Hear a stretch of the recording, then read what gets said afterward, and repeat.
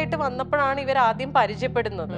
ഞങ്ങൾ തമ്മിൽ ഒന്നുമില്ല, വി ആർ ജസ്റ്റ് ഫ്രണ്ട്സ് എന്ന് പറഞ്ഞിരുന്ന ആൾക്കാര് within 1 year they got married. ഇതിൽ കൂടുതൽ വലിയ പ്രൂഫ് ഒന്നും എനിക്കിനി തരാനില്ല. എനിക്ക് ആ പെയിൻ ശരിക്കും കിട്ടുന്നു, കാരണം എനിക്ക് റിലേറ്റ് ചെയ്യാൻ പറ്റുന്നുണ്ട്. എന്റെ കണ്ണിപ്പൊ നിറയാണ് ആക്ച്വലി, കാരണം ആ ഒരു വേദന ഒരു ലേഡി എന്നുള്ള രീതിയിൽ എന്റെ കണ്ണ് നിറയണം. ഞാൻ ഇതെല്ലാം ഫേസ് ചെയ്യുന്നത് ലോക്ക്ഡൌണിന്റെ സമയത്താണ്. മൊത്തത്തിൽ ഞാൻ പെട്ടുപോയ അവസ്ഥയാണ്. Like I couldn't do anything.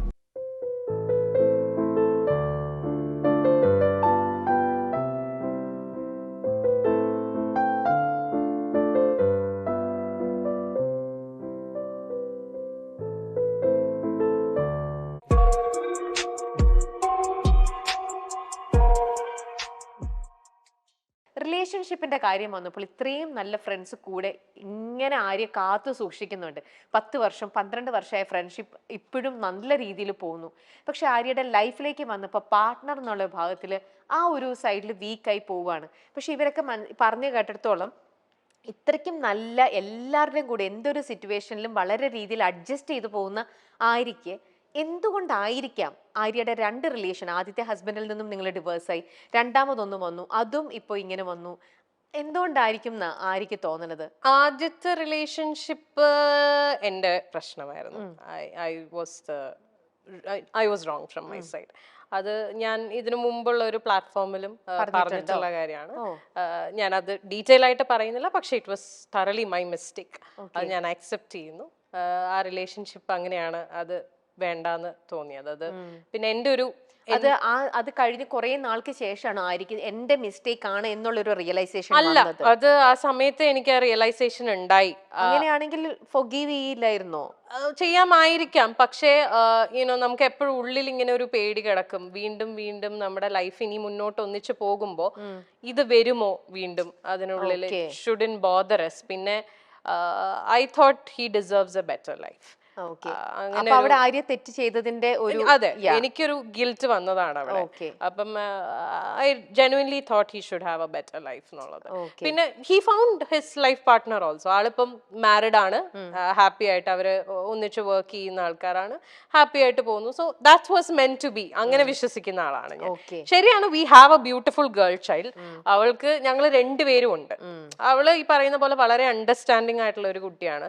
അച്ഛനും അമ്മയും ഞങ്ങൾ 2 പേരും ഒന്നിച്ച് തന്നെയാണ് അവളെ വളർത്തുന്നതും. അവളുടെ എല്ലാ കാര്യങ്ങളിലും ഞങ്ങളുടെ ഡിസിഷൻസ് എല്ലാം മ്യൂച്വൽ ആണ്. ആൻഡ് ഈക്വലി ആള് വരുമ്പോ I mean whenever he wants to be with her she goes to him. അല്ലാത്തപ്പം ഞാൻ ടേക്ക് കെയർ ചെയ്യണു. അങ്ങനെ ഒരു ഡിഫറൻഷിയേറ്റ്, അങ്ങനെ ഒരു പ്രശ്നമേ അവിടെ വരുന്നില്ല. അതാണ് ഫസ്റ്റ് റിലേഷൻഷിപ്പിൽ സംഭവിച്ചത്.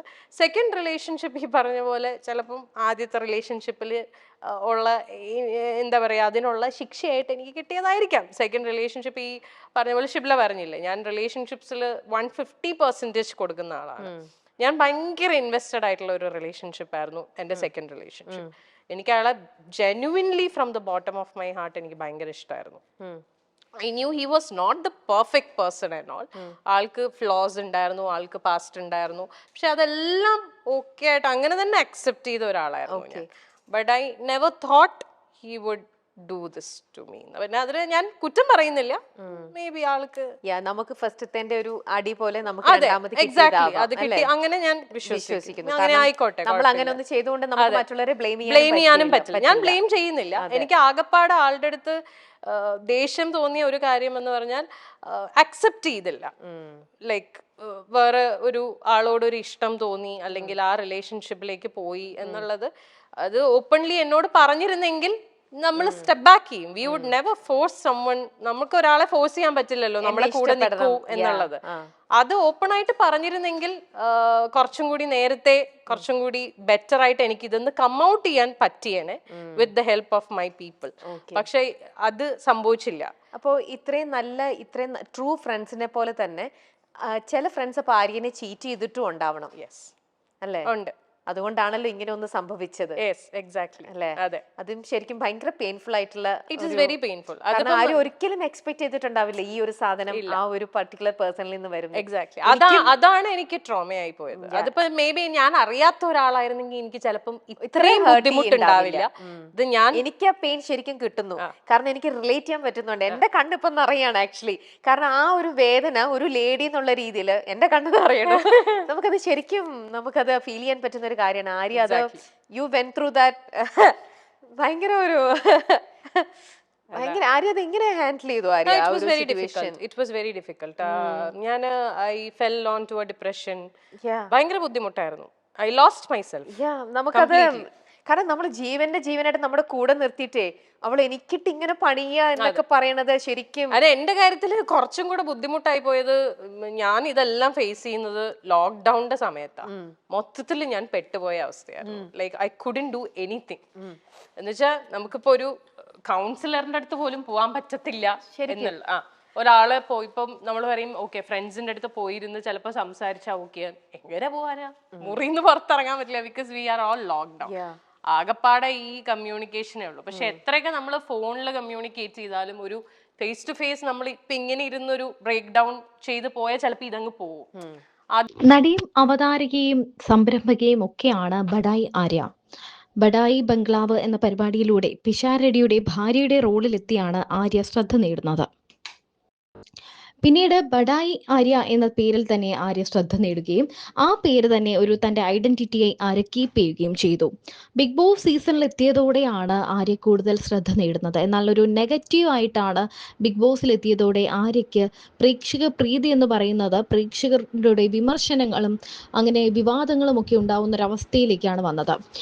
ബിഗ് ബോസിൽ നിന്ന് ഇറങ്ങിയ ആര്യ സന്തോഷകരമായ ഒരു കുടുംബജീവിതമാണ് പ്രതീക്ഷിച്ചിരുന്നത്. എന്നാൽ ഇതെല്ലാം തകിടം മറിച്ചുകൊണ്ട് ആര്യയുടെ ഉറ്റ സുഹൃത്ത്, തൻ്റെ ഉറ്റ കൂട്ടുകാരി തന്നെ ചതിച്ച വാർത്തയാണ് ആര്യ എല്ലാവരോടും പങ്കുവച്ചത്. സിനിമയിലെ വില്ലന്മാരെ പോലും കവച്ചു വയ്ക്കുന്ന അഭിനയ പാടവം കാഴ്ചവെച്ച ആളാണ് ആര്യയുടെ മുൻ കാമുകനെന്നാണ് ആലപ്പി അഷ്റഫ് ആര്യയുടെ കാമുകനെ കുറിച്ച് പറഞ്ഞത്. 3 വർഷക്കാലം പ്രണയവും ലിവിംഗ് ടുഗദറും ഒക്കെയായി ആര്യ എല്ലാവിധത്തിലും ചൂഷണം ചെയ്ത ശേഷം നിഷ്കരുണം ഉപേക്ഷിച്ച് കടന്നു കളയുകയാണ് ഉണ്ടായത്. ബിഗ് ബോസ് ഷോയിൽ മത്സരാർത്ഥിയായി എത്തിയത് ആര്യയ്ക്ക് നഷ്ടബോധമുണ്ടാക്കിയെന്നും ആലപ്പി അഷ്റഫ് അന്ന് തുറന്നു പറഞ്ഞു. ബിഗ് ബോസിൽ നിന്നും ആര്യയ്ക്ക് പണം കിട്ടിയതൊഴിച്ചാൽ ആ ഷോ നഷ്ടക്കച്ചവടമായിരുന്നു. ഇമേജിനൊപ്പം തന്റെ പ്രേമഭാജനത്തെയും നഷ്ടമായി. ഇത് ആര്യ ഡിപ്രഷനിലേക്ക് തള്ളിവിട്ടു. ഇതിൽ നിന്നെല്ലാം മോചിതയാകാൻ 1 വർഷക്കാലം വരെ ആര്യയ്ക്ക് വേണ്ടി വന്നു. വേദനകൾ നമ്മെ തകർക്കാനല്ല, ശക്തനാക്കാൻ വരുന്ന അധ്യാപകരാണ്. പരീക്ഷയുടെ തീയിൽ ചുട്ടെടുക്കുമ്പോഴാണ് മനസ്സിന്റെ യഥാർത്ഥ ദൃഢത രൂപം കൊള്ളുന്നത്. വീണിടങ്ങൾ പരാജയങ്ങളുടെ അടയാളങ്ങളല്ല, ഉയർത്തെഴുന്നേൽക്കാൻ പഠിപ്പിച്ച ഇടങ്ങളാണ്.